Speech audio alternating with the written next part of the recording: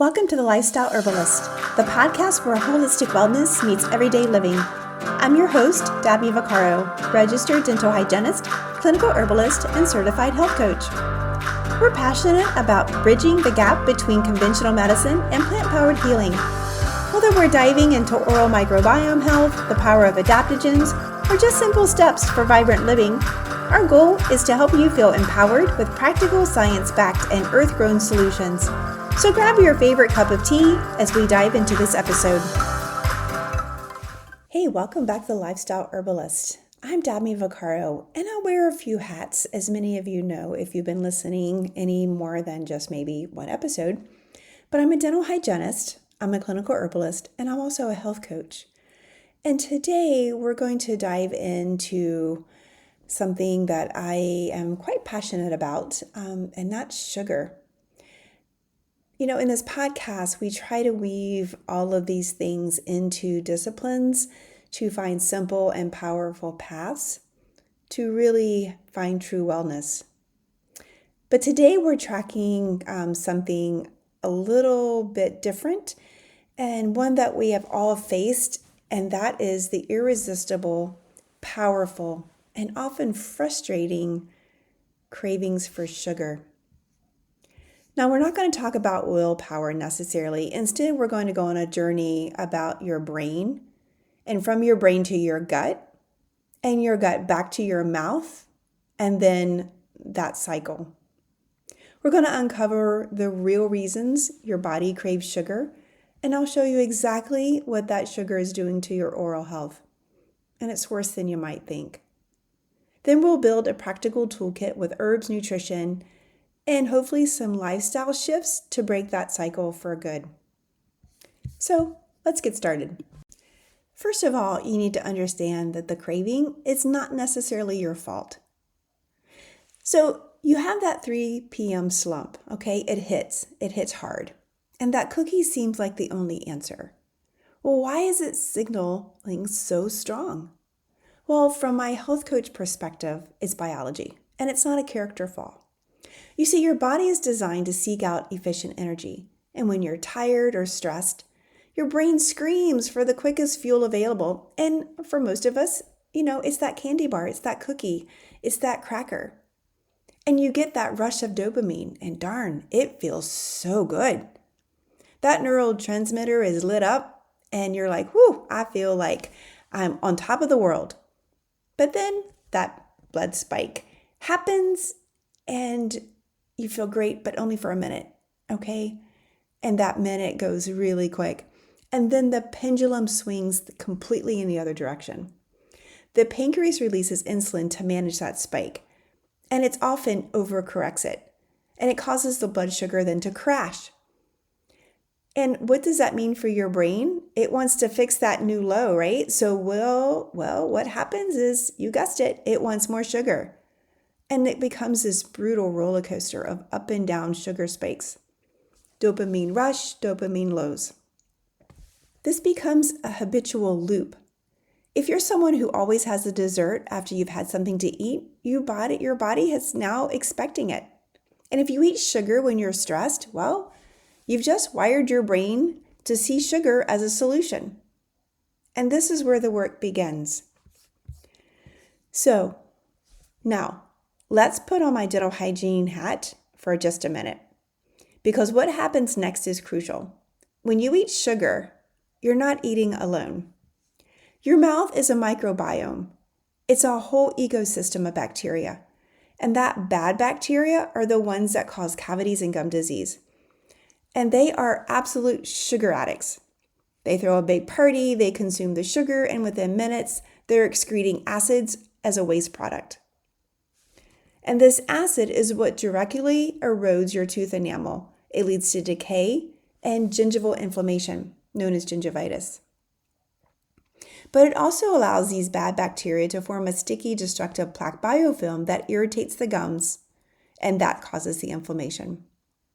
And over time, if that inflammation continues and your body is unable to manage it, what happens is that bad bacteria continues just to proliferate. It grows and grows and grows, and eventually could just start to deconstruct the bone that holds your teeth in place. And here's the part that most people miss. Gingivitis isn't just a mouth problem. That inflammation in your gums, it creates an open doorway for bacteria to enter the bloodstream. And this is directly linked to systemic inflammation, which is the root cause of heart disease, diabetes, and other chronic issues. So when we talk about sugar cravings, we're not just talking about cavities. We're talking about health of your entire body. So think about this. Your mouth is not just a passive opening. It's a thriving, bustling metropolis.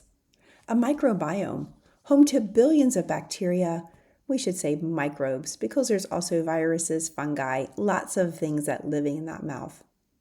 And just like any city, you have good, productive citizens, and you have troublemakers.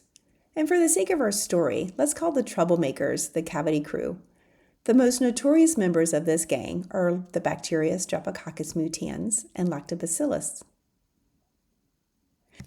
So when you take a bite of that cookie or sip that soda or have that delicious coffee that's more like a dessert, it's like you're throwing a massive all-you-can-eat buffet right at them on the surface of your teeth, and they swarm the sugar.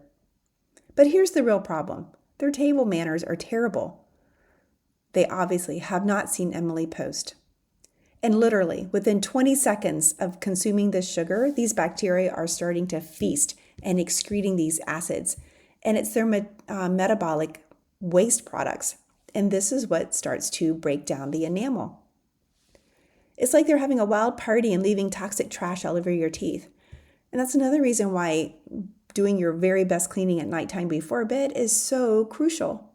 Because at nighttime, we're not eating and talking and drinking, and so we don't need a lot of salivary flow. And plus, we don't need to be swallowing a bunch of saliva as we're sleeping because, well, we're sleeping. So what happens is the mouth becomes drier at night because we're not getting salivary flow. So if you've left a whole bunch of these cavity issues, bacteria all over your teeth at nighttime, boy, it's really having a big party in there while you're sleeping. And over time, well, your oral health is really going to suffer. This acid is very powerful. The tooth enamel is the hardest substance in your entire body, even stronger than bone, but it's no match for this constant acid attack. The acid begins to demineralize the enamel, and it literally leaches the calcium and the phosphate crystals right out of its structure. Think of it like pouring an acidic drink on a stone, and over time it etches and erodes, and it's the very first stage of a cavity. I know all of you have seen at some point in your life the Coca-Cola with the penny and how it just makes it bright and shiny. Well, think about what this does to your body, to your teeth. But the damage doesn't stop with the acid. This party has a second, more insidious consequence.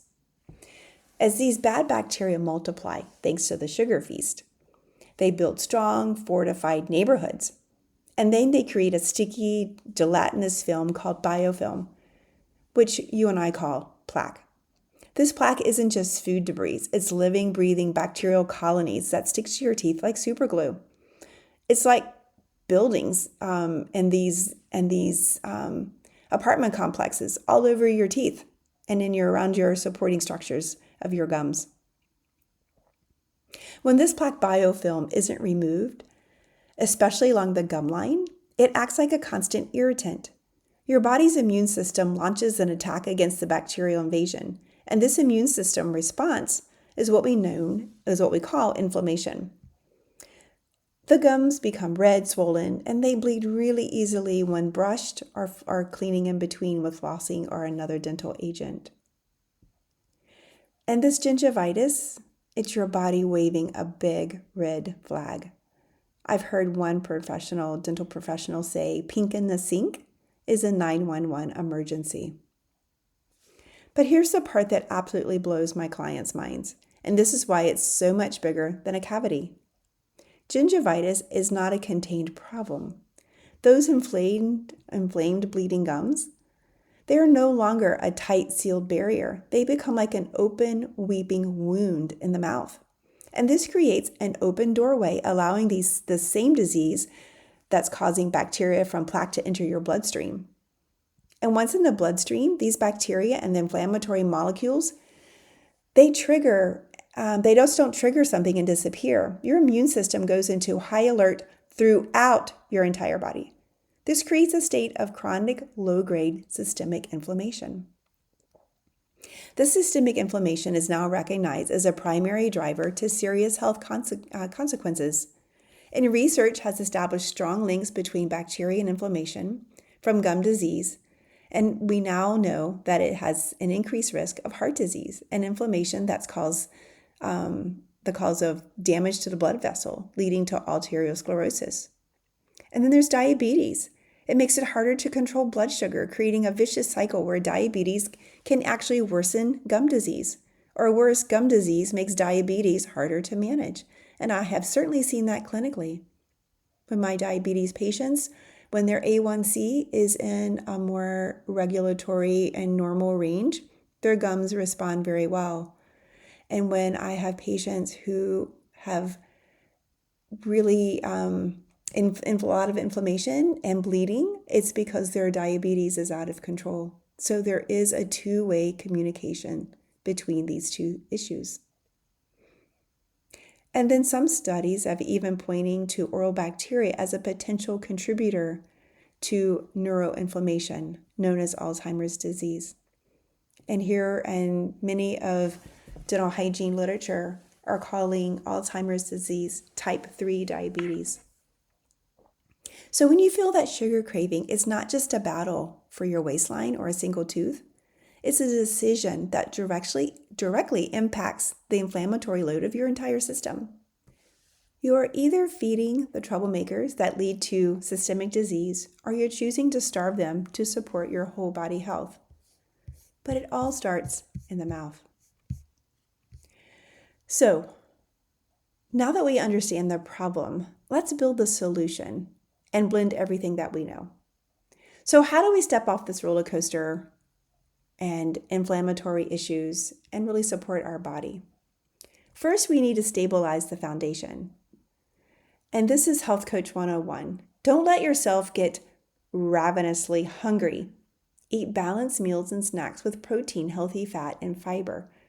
And you want to eat about every 3 to 4 hours for some folks. Some folks, it might work a little differently, but you know your body the best. And when I have patients who we are trying to uncover the role of their systemic and root issue, I try to give them autonomy in their own health. The practitioner that sees them twice a year, once every 3 months, whatever that is, it's hard for them to be able to gauge the exact etiology of what's going on.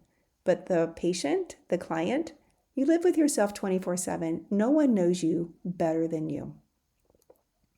So, what is healthy protein? Lean meats, flaxseed, chia seeds, beans, all of those things have really good protein in them. Eggs, cottage cheese, Greek yogurt.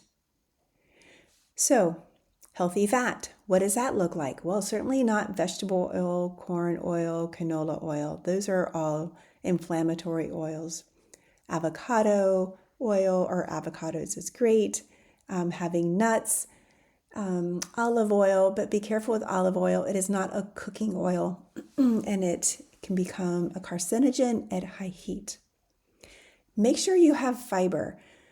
The other caveat in this whole equation is that oral bacteria in our gut microbiome, those bad guys, they can populate really quickly because they love sugars and processed flours and carbohydrates. The good bacteria, they take a little longer to metabolize foods, and they particularly like fiber or things like sauerkraut, kimchi, probiotics, and we need prebiotics for these guys. And they take longer to thrive and to grow. So oftentimes there can be an imbalance fairly quickly because of the overgrowth of the bad guys. So this is number one way to prevent blood sugar crashes and trigger cravings, is to have good protein, a healthy fat, and fiber. So now let's bring in the herbs. This is where my herbalist side gets really excited, and we have some incredible allies. So it's interesting that cinnamon, I love cinnamon, and it's now fall, almost fall here. Actually, today it's the equinox, and it's really exciting because it's time for soups and those things that signify fall. And for me, cinnamon is synonymous with fall. But the thing about cinnamon is that it certainly helps improve insulin sensitivity. It's been known in research to be a fantastic spice for improving insulin levels. And just adding a teaspoon to the morning coffee, oatmeal, smoothie, whatever you want to add it to. Plus, I think it gives a little bit of sweetness without sugar. So, love cinnamon. So, adaptogens for stress.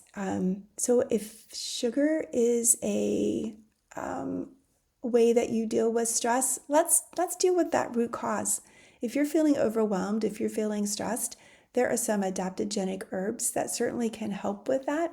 Ashwagandha, rhodiola, gotu kola, holy basil. It's interesting, holy basil, I have grown it here in Virginia. It's only an annual because it loves more tropical areas, but it actually has on the labeling, be careful because it lowers blood sugar. And I love using holy basil because it helps with lots of different things, but lowering blood sugar, it helps with cholesterol levels, it helps to mitigate stress. It's just a really powerful herbal ally. So, what is going to be your new 3 o'clock routine? Instead of reaching for the candy bowl, why not try a cup of cinnamon tea? Or a handful of almonds, or maybe a few blueberries. You're giving your body sustained energy, and you're using herbs to gently correct the course. The other thing I've used in the past and have recommended to some of my clients is a coffee alternative. And there's adaptogen coffees like Rasa, and I'll certainly put that link in the show notes. But Rasa has lots of different flavors, and they are small batched. The company is in Colorado, and I met them, and they are just lovely people who really care about health and wellness. But having an adaptogenic coffee, it's a nice beverage that you can have in the afternoon after your lunch, and it can help mitigate that 3 p.m. crash. So, let's put this into a simple action plan, shall we? Pause and assess is number 1. When that craving hits, ask yourself, am I truly hungry, or am I tired, bored, stressed? Maybe I'm thirsty. Sometimes when we feel hungry, it's our body's way of saying, hey, I'm dehydrated. Maybe have a glass of water with a little bit of lemon juice in there, with maybe a little bit of salt. Maybe you're low on your electrolytes. If it's emotional, try that glass of water. Walk around the block. Maybe take some deep breaths. Number 2, feed the need in a smart way. If you're hungry, choose a balanced snack. Sliced apples with almond butter, a hard-boiled egg, maybe a handful of nuts. What you're trying to do is stabilize your blood sugar. You don't want to spike it. These spikes, this is what leads to insulin resistance. This is what we're trying to not do, is spiking that blood sugar. Step 3 is support your body with herbs. Incorporate those blood sugar balancing herbs into daily routine. And I have to leave you with one crucial dental pro tip. Let's say that you do indulge in a sweet treat. Please do not brush your teeth right away. The acid from the sugar and the bacteria has softened your enamel. It's better actually just to rinse your mouth with water and wait about 30 minutes or so before brushing. The other thing you can consider doing is chewing some sugar-free gum, something with xylitol in it. And it should be 100% xylitol because xylitol is a 5-carbon sugar, which means the bacteria cannot metabolize it. What it does on a molecular level is that it confuses the bacteria and it helps to break up that plaque biofilm and actually can leave your teeth feeling slippery and smooth because the bacteria disappears. So xylitol is a great way, especially if you have an overgrowth of the bad bacteria. Xylitol actually helps the good bacteria thrive and makes the bad guys disappear. So that is something that you can certainly consider doing. So if you're taming the sugar dragon, it's about becoming a detective in your body. It's about understanding the biological signals, respecting the profound connection between your oral health and your whole body, and then using the powerful tools of herbs and nutrition to create a lasting balance. It's not about perfection, it's about an awareness, making smarter choices, one craving at a time. I'd love to hear what part of this resonated most with you. You can find me on Instagram at Herbal Hygienist, Dabney the Herbal Hygienist, or on Facebook. Or you can always contact me through my email or through my website. Hey, thanks for listening to the Lifestyle Herbalist podcast. I hope it was helpful. And if you found something that resonated with you, please share it with someone who needs to hear it. You can find me on Instagram at Dabney the Herbal Hygienist or on my website. Until next time, be well.